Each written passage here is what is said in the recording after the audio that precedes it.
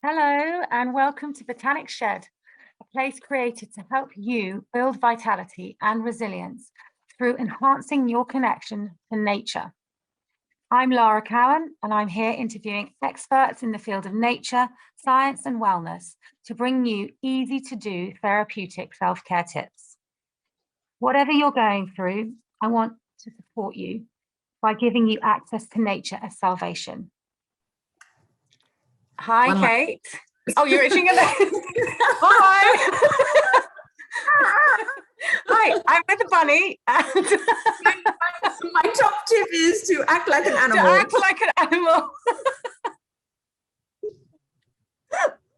Okay. Yes. Oh, okay. Okay. Hi guys. Gosh, we've already been laughing. I'm with Kate Neale, Dr. Kate Neale here from Australia. It's nighttime there.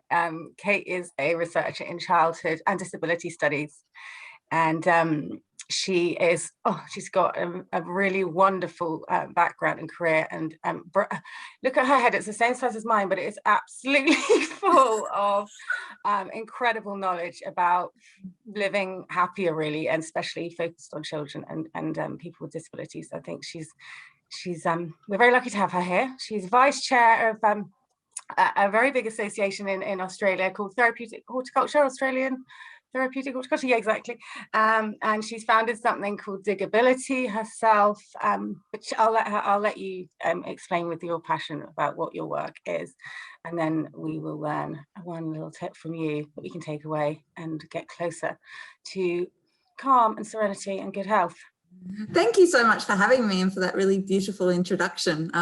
It's always a pleasure to be able to speak with people about this topic that so many of us are passionate about, and I think that just feels so innate in what we want to do in life and what feels good and feels right. So, you know, to be able to make a career out of it is just an absolute blessing, and getting to talk to people like you all the way on the other side of the world just kind of reinforces kind of how lucky I am. So yeah, thank you and hello.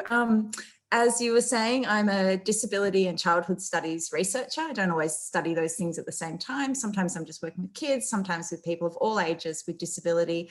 But I work as a research fellow at the Centre for Children and Young People at Southern Cross University. And I'm very lucky to also have a research fellowship in Singapore with Singapore National Parks Board as well. As you said, I founded Digability, which is really just my opportunity of melding all the things that I'm particularly passionate about into a research career. So I've got a few projects on the go, and I love to write about this field of therapeutic horticulture. As you said, I'm Vice President of Therapeutic Horticulture Australia, and we're just a really passionate group of people who are either working in horticulture first and foremost, or we're working in person-centered fields such as allied health or education or disability. But essentially we're coming together because we really want to grow this field of therapeutic horticulture, because people are either working in it and don't realize that it has a name, or that they're naturally just turning to horticulture or plants or gardening or nature in the therapies that they do with people. So it's an honor actually to be working in Australia with THA and to be really kind of helping to guide the narrative around what we're doing and why it works and for who, and trying to drive that at a policy level so that we can get more support, because we know when it's a thing that it's easier to fund as well. So it's something I'm really passionate about. Incredible. Well done for doing it. I see you as a bridge and an elevator, really, especially that organization, like between people, as you said, people just noticing that they are leaning towards gardening more now, maybe even than before, but anyone working in it and to be able to share it and to be able to benefit from it more, regularly. And I find that it's, I don't know what it is about this field. I think it's because we're all gardeners, or we all love being in the garden, or we all realize that there's some sort of thing greater than us that is nature, and it really is a leveler in terms of who we are and what our goals are and how we want to work in the field. But another organisation I work with I'm a member of, is the Australian Institute of Horticulture, and that's another field where I just find people who are in the straight horticulture side through all their years of experience have just seen the difference that horticulture makes in people's lives. And that might be, as a landscape architect, having a really thorough understanding of what they design and the impact that it has on people, or landscape designers, or people who build landscapes and see how others move within that space, or how you can design and create spaces that have a particular impact on people. So yeah, like we talk about the importance of networking in lots of different ways, but I think as we're forming what therapeutic horticulture is, and we continue to do that around the world, it's really interesting, I think, because it's so interdisciplinary, and we've got so many people that have come in that have 30 years experience with plants and 30 years experience with children, and how that comes together to kind of create good, which is, you know, a really nice thing to be able to do, I think.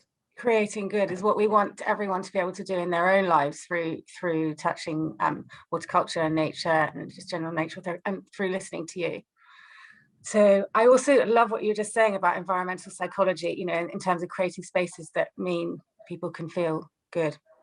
And I think there are quite a lot of people who just by pure, you know, circumstance and where they've had to sit all year, you know, whether anything else has been going on, have found their brains kind of like in shock, coming out of just being in a corner, you know, and not seeing people. So I really like your tip you're just about to say, because it's lots of people are scared about going back to work and just about being in society in a different way again. And it's generally well, yeah, what's your tip? Because I'll talk about it afterwards.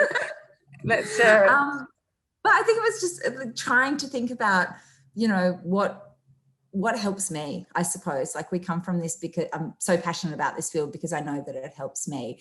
And the thing that I notice most in the projects that I do, because I work with people with disability, I work with children like 3 to 5 year olds, I work with people living with dementia and their carers.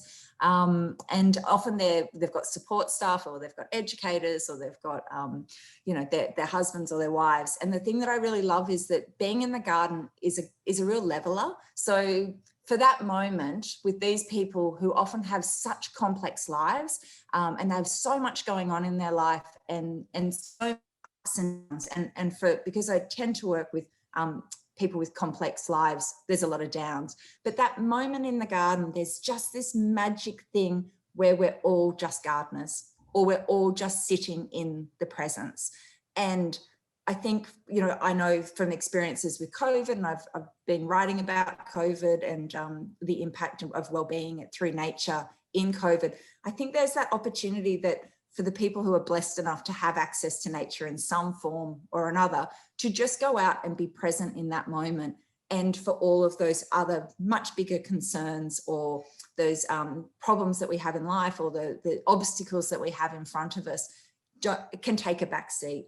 And when you're sitting with someone, whether it's your partner or your educator or your boss or your colleague or whoever it is, you can just have that moment together where the rest doesn't matter. You're here, you're sitting in a garden, you might be tending to a garden bed, you might be potting, you've got the same shared goals, and they are really about what's happening in the garden in this moment. And the power dynamics I see a lot through my research just actually melt away, that it's not about an educator and a child, or a carer and a person with disability. It's just about two people with a shared goal to get this garden bed planted out.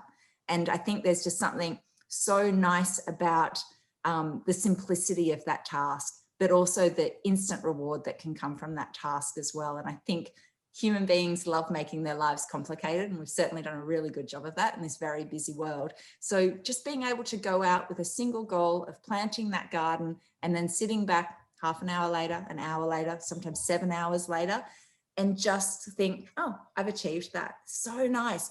And then also the physical exhaustion that can sometimes come from that, because I think we're so used to feeling mentally exhausted, but we don't often feel physically exhausted. And I think it's a whole different sleep that you get at night, knowing that you've actually physically kind of exerted energy, but also that you've achieved something. Like, we often don't get to go to sleep going, tick, sense of achievement. It's always like tomorrow's to-do list. It just never seems to end. And I just think, yeah, as across all the projects that I have, that's probably one of the things that I love seeing most, because it's just people being in a garden doing something so simple and getting such a sense of reward from it.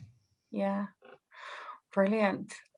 Oh, thank you. So if we could say that everybody, if everybody could focus on the fact that they are leveling themselves out with each other, and they're leveling out their mental exhaustion with some physical exhaustion. It's all about leveling and balancing, isn't it? I guess what you... Well, even from my own, like, this is not a professional experience, this is a personal one. When I'm in a garden, I'm not a busy mum. Like, you know, I've got a million jobs that I need to do in the house, and a million kind of priorities, and they're often competing loudly with each other. But when I'm in the garden, I'm just a gardener. Like, I'm just pottering around my garden, or I'm just putting the seedlings in for that weekend, or whatever it is. But I'm you know, I can let go of all those other identities. Maybe that's a better way. So valuable. Let go of Kate the worker, Kate the, you know, person that has that overdue article due, Kate the mum, Kate the wife, Kate the daughter, and I'm just Kate the gardener. And it's just, you know, there's such liberating simplicity in that. That's amazing. I think that is such a valuable thought, and it's so lovely to see you explaining it with such vitality, because the, you know, the whole point of this, you know, in our work is I'd like to see this help people build vitality, and you're just literally like a kind of like an amazing example of what, you know, when you're talking about your work in gardening, you literally look like you're so alive. It's lovely. And yeah, I'm really glad that people have been able to see that. Brilliant. So yeah, so basically I just feel like being in nature in whatever context that is grand or as small as your backyard or your veranda with pots and plants, it's just a wonderful leveler, and it's just a way that, you know, you can bring your identity down to the simplest form of being present with yourself, and it's an opportunity we don't have often. Yeah, that's fantastic. Oh, thank you so much for sharing it. And I as I said, I've just had some conversations recently with people I know who love listening to this and hearing about the leveling power of being out in nature, even if it's with your one plant in the bath. Thank you, Kate. It was brilliant having you here. You're welcome. Thank you so much. Thanks. We'd love to have you again. So see you soon, I hope. Definitely. Thanks. Bye. Thank you for listening to Botanic Shed. We're here to help you build vitality and resilience by building a deeper connection with nature. You can find us on Instagram, Facebook at Botanic Shed, and at www.botanicshed.com.